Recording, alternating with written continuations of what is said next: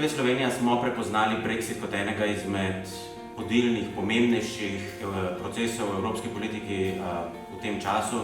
Zato smo se odločili za nekakšno daljše pokrivanje, kjer sem pokrival dogodke povezane z Brexitom in ozadja za radio in televizijo, obenem pa smo pripravili tudi dokumentarno oddajo Mednarodno obzorje Združenega kraljestva. Mi smo šli bolj v ozadje, šli smo med ribiče, šli smo na Irsko mejo, tako da smo skušali prikazati razloge, zakaj se dogaja v Združenem kraljestvu to, kar se dogaja, to, česar mnogi v Evropi pravzaprav ne razumejo. Delo je res potekalo od jutra do večera, pa kdaj še tudi po noči. Razen časa, ko smo snemali dokumentarno oddajo, sem vse več ali manj delal sam. Se pravi, sem tudi vklope pripravljal sam. Enkrat se spomnim, je 2-3 minute pred vklopom sem moral menjati baterijo.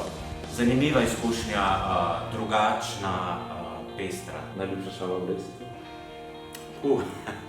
Morda tak je v zadnjih letih, da bo britanski premier še v prihodnjem stoletju hodil na kakšne evropske vrhove in zaprosil za podaljšanje, čeprav sam temu ne verjamem. Nagrade sem vesel, predvsem pa se mi zdi ta nagrada pohvala terenskemu novinarstvu.